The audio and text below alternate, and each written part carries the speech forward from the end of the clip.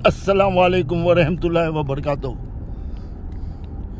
आज भी इंशाअल्लाह ताला खुददारी के ऊपर बात करेंगे। जो लास्ट टाइम मैंने वीडियो बनाई थी वो 18 मिनट की हो गई थी, इसलिए मैं तफसील आपको नहीं बता सका था। मैं आपको तफसील पूरी नहीं बता सका था, इसलिए मैं आज तफसील करने जा रहा हूँ कि क्यों मतलब खुददार होना चाहिए। ठीक है, खुददारी आपको बहुत फ़ायदा देती है। मैंने खुददारों के लिए बात की थी। जो बच्चे बहुत लोग होते हैं ना, बचपन से ये माइंड बना लेते हैं, कभी कभी अपने बुज़ुर्गों को देख के, कभी कभी अपने बड़ों को देख के, कभी कभी अपनी वालिद को देख के, अपनी वालदा को देख के वो भी दूसरों से उम्मीद कर लेते हैं। क्योंकि गरीब लोग होते हैं ना, वो बेचारे मजबूर तो होते हैं ना। ठीक है ना, ऑफकोर्स उनकी मदद तो करनी चाहिए, वो खुददार नहीं है तो भी, क्योंकि ज़रूरतमंद है तो मांगते हैं, बेचारे मजबूर हो जाते हैं। तो ऐसे लोगों की मदद तो करनी चाहिए, इसमें तो कोई शक नहीं है। लेकिन मेरी जो तरबियत थी लास्ट टाइम वो ये थी, मेरी तरबियत का मतलब ये था कि मैक्सिमम कोशिश करो, मैं बच्चों को ये बता रहा हूँ, मैक्सिमम कोशिश करो कि किसी से मांगो मत। मैक्सिमम कोशिश करो, आप हर काम करो, मेहनत करो, हर टाइप का काम करो, मेहनत करो, डरो नहीं। ये मेरा तजर्बा है, इसलिए मैं बता रहा हूँ। कोई शर्म महसूस नहीं करो किसी काम में। रिज़्क़ के हलाल कमाना है हमें, रिज़्क़ के हलाल किसी भी मेहनत के काम में मिले तो कोई प्रॉब्लम नहीं है और अल्लाह खुश होता है।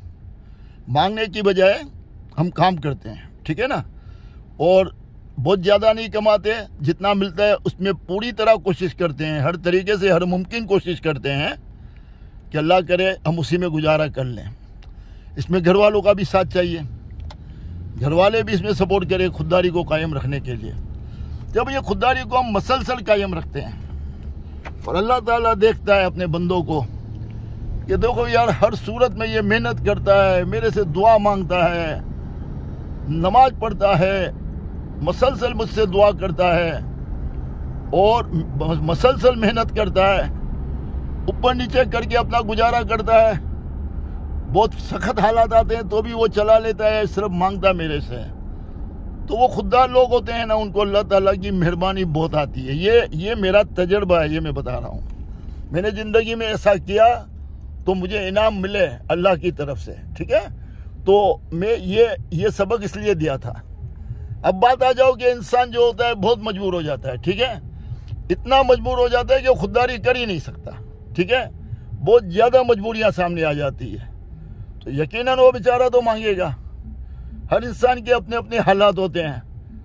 यानी कि मेरा मतलब ये था कि कोशिश करो आपकी खुददारी कायम रहे। बहुत ज़्यादा मजबूरी हो जाती है तो आपकी नीयत हो गई यार वक्ती तौर पे कोई कर्ज दे देवे, कोई मुझे कुछ ऐसा दे देवे कि मैं इसको वापस कर दूं और मैं अपने पाँव पे खड़ा हो जाऊं। ऐसे भी लोग होते हैं। तो ये दूसरा स्टेप होता है। क्या होता है? ये सेकंड स्टेप होता है खुददारी का। ये दूसरा स्टेप ये होता है कि हम उनसे मदद ना मांगे बल्कि कर्ज मांगे। और इसके अंदर में बहुत लोग ऐसे भी होते हैं जो साहिब हैसियत को बोलते हैं आप इस बिजनेस में पैसा लगाओ तो आपको भी प्रॉफिट मिलेगा, मुझे भी प्रॉफिट मिलेगा, और मेरे पास ये आइडिया है, मेरे पास ये दिमाग है, मेरे में ये टैलेंट है। तो ऐसा भी होता है और कई लोग भरोसा भी करते हैं। मगर मैं साहिब हैसियत को बोलता हूँ, मेरे साथ ऐसा हुआ है तो मैं अपनी बात करता हूँ कि मेरे से जब भी किसी ने इस तरह मांगा तो मैंने देखा कि ये सही काम करेगा, मजबूत है, तो मैंने उनको मतलब पार्टनर बना के नहीं, प्रॉफिट की बुनियाद पे नहीं, मैं बोला बस मेरा पैसा वापस कर देना। वो बोलता है 2 साल में करूँगा, मैं बोलता हूँ 3 साल में करो, मगर अपना काम करो, काम को मजबूत करो, मुझे कुछ देने की, प्रॉफिट देने की ज़रूरत नहीं है। मेरी नज़र में तो इन्वेस्टमेंट में जो हम प्रॉफिट लेते हैं पैसे वाले लोग, उन लोगों से लेते हैं जो बेचारे मजबूर होते हैं और मेहनत करते हैं, और फिर आप उसमें से उससे प्रॉफिट लेते हो, तो आप अपने इन्वेस्टमेंट का पैसा लेते हो। मैं समझता हूँ पैसे वालों को ऐसा नहीं करना चाहिए मेरी सोच के मुताबिक, बल्कि इन्वेस्टमेंट करना भी चाहिए। ऐसे लोगों को जो वाकई में काबिल लोग हैं उनके ऊपर इन्वेस्टमेंट करो ताकि वो भी दुनिया की दौड़ में आगे निकले, कर आपकी तरह वो भी मदद करने वाले बने। तो साहिब हैसियत लोगों को भी ऐसा बनना चाहिए। ठीक है, बाकी रही बात जो बेचारे मजबूर हो जाते हैं, खुददारी को कायम नहीं रख सकते हैं, तो वो वो कोशिश करें कि मुझे कर्ज मिल जाए या किसी को पार्टनर बनाएं और कोई अच्छा साहिब हैसियत मिल जाएगा तो बोलेगा यार मुझे प्रॉफिट नहीं चाहिए, मुझे वापस करो मेरा पैसा, बस काम करो। आप अपना काम मजबूत हो, आपको लगता है कि मैं पैसा वापस कर सकता हूँ, आपको लगता है कि ऐसा है, तो आपकी इज्जत खराब ना हो। इसलिए ज़रूरी है कि आप ज़रूर किसी का इन्वेस्टमेंट लगाओ, लेकिन उसका इन्वेस्टमेंट नुकसान में नहीं जाना चाहिए। ऐसा समझ के आपको करना चाहिए। वो नुकसान में चला जाएगा तो फिर आप एक किस्म के आदी हो जाएंगे, फिर दूसरे से मांगेंगे, तीसरे से मांगेंगे, और इस तरीके से आपका नाम खराब होगा। इन्वेस्टमेंट करने वाला आपसे झगड़े करेगा, चार जानों के बीच में फैसला जाएगा और आपकी पोजीशन खराब हो जाएगी। तो खुददार आदमी को मदद करनी चाहिए। अब खुददार आदमी को कैसे मदद की जाए? खुददार आदमी को ऐसे मदद की जाए कि वो मदद नहीं लेना चाहता। आपका रिश्तेदार है, आपका कोई दोस्त है, आपका कोई स्टाफ है, या आपका कोई मोहल्ले वाला है, या आपका मतलब किसी न किसी तरीके से आपसे अटैच है। अगर उसको आपकी पूरी फैमिली जानती है और वो खुददार आदमी की खुददारी को आंच ना आए, उसकी इज्जत नफ्स को ठेस न लगे, उसकी इज्जत नफ्स को बचाने के लिए, उसकी मदद करने के लिए हमको उससे मिलना चाहिए। क्योंकि नज़र आ जाता है कि बेचारा बहुत मेहनत कर रहा है, तकलीफ में है और सरवाइव करना उसका मुश्किल होगा, वो बेचारा खेस्तान के चल रहा है।